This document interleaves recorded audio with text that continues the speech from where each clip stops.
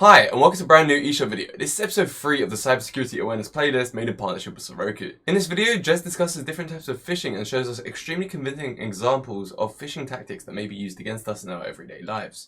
So without further ado, let's get right into it. Phishing is the number one single most successful attack vector. And to put it into a context, just emails. We're not talking about the other phishing routes. We'll talk about those in a minute. On average, 156 million phishing emails are sent out daily. This is globally. Now, fortunately, the techies and their tech does their stuff. And it bins about 140 million of those phishing emails. It sees it for what they are. But that still means that 16 million of those phishing emails pass all the technical filters. And they land on our desktops. And around half of them, 8 million of those, are opened every day by us. Now, what's the problem? Well, each one of those phishing emails may have a malicious payload. And the criminals are good. Now, I've been in law enforcement for over 31 years. I do not like giving criminals any credibility whatsoever.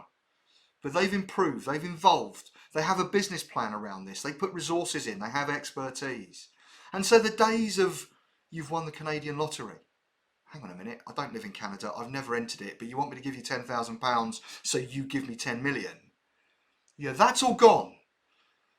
It did have an impact, it did work in some respects, but this, they've evolved. Now, if you look at those attachments, those potential attachments to that phishing email, Word, Excel, PowerPoint, PDF, it's background noise in an office environment. It's pretty much background noise in a personal life.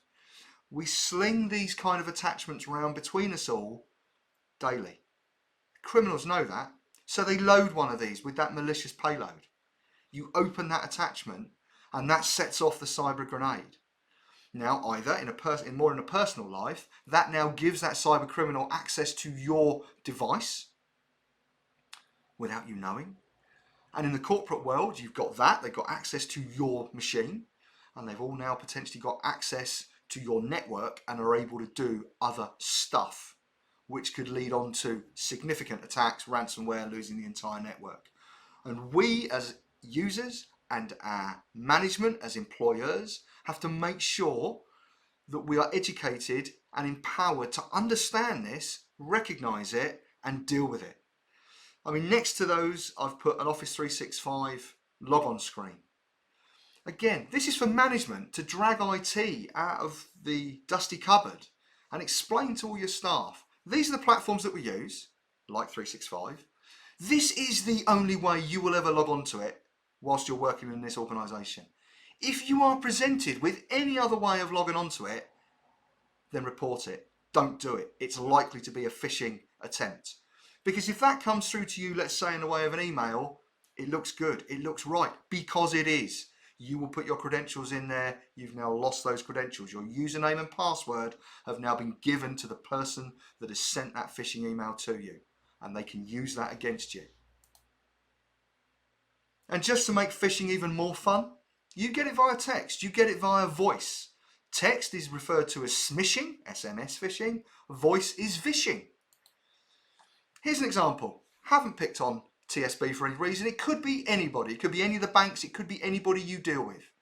Just because it says it's from TSB doesn't mean it's from TSB. That can be faked. In fact, anything digital can and is faked. Now, if you're not a TSB customer and you get that, you're going to see it for what it is and you're going to delete it. But if you are a TSB customer, you're going to worry about it, rightly so. And the lesson to take away from this, do not click on anything that is sent to you that you do not expect and you cannot verify. Because that 0333 number may well be a fraud number for TSB. But I guarantee that if you press on it, that isn't where you will go. That might just be enough to set off that cyber grenade into your device, because this is likely to have been picked up on your phone. Or it will take you to a very convincing TSB telephone system that you will think you'll click all the right buttons, you'll hear all the right things, and you'll end up thinking you are in a TSB fraud office. You're not. You're now in a faked TSB fraud office where you're going to give all your details that the criminals are then going to use against you. So what's the advice here? Never click on anything. Never trust anything unless you know where it's come from and you can verify it. We all know how to contact our bank safely. Yeah, we can do it through the app, or we can do it via a web browser, a clean tab. In this case, TSB Fraud Office. You will get a legitimate way of contacting that bank, that fraud office. Click on that, and you can have the conversation, and I get in a safe conversation, and I guarantee you that you won't have any fraud issues. It's a phishing text. Anything can and is faked. HMRC, another example. Text message about a refund. Really? Okay, we're all going to get excited about that. The tax office is going to give me money. Easy for me to say, I know that link is fake. If you're not expecting it, if you can't verify it, don't touch it.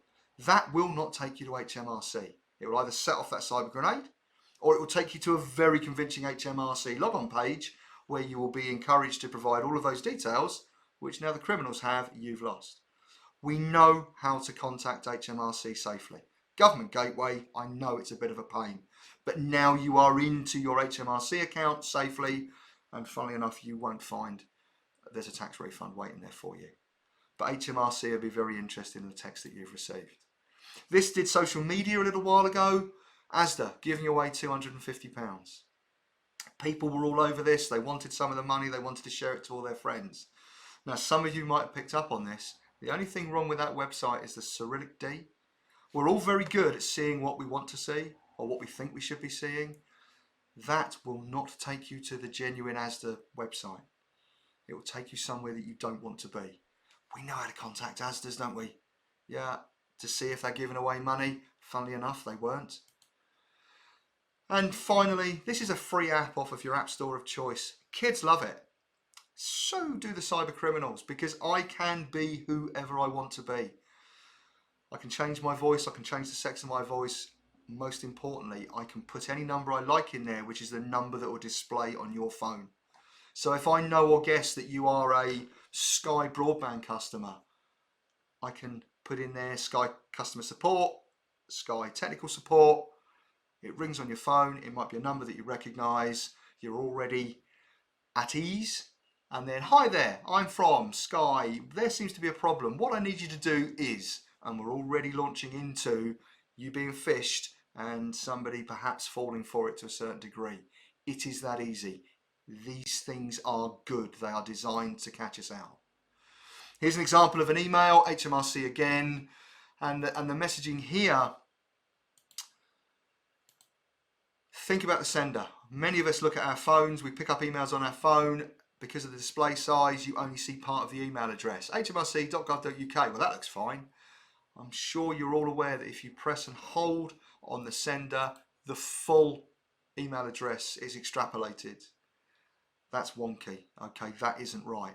And regardless of whether you know that or don't, it goes back to the text message. You know how to contact HMRC safely. Do not trust anything that is sent to you that you cannot verify.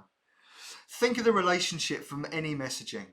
Should I be getting this kind of content from this sender at this time?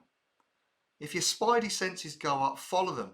And in a work environment, there needs to be that process and that environment where it doesn't matter who you are in the organisation, you can check with people, set up systems to have verbal check-in in place or whatever you need to do to say, is that definitely from you? Because it's not the sort of email I normally get from you. Language. I mean, some of this is gone. The language of that was quite clumsy, often because many cyber crimes are started from countries abroad, so English may not be their first language. Personalised, doesn't matter who you deal with now, everybody personalises email. This is another red flag. If it comes out to you and it's not personalised, then treat it with extreme caution.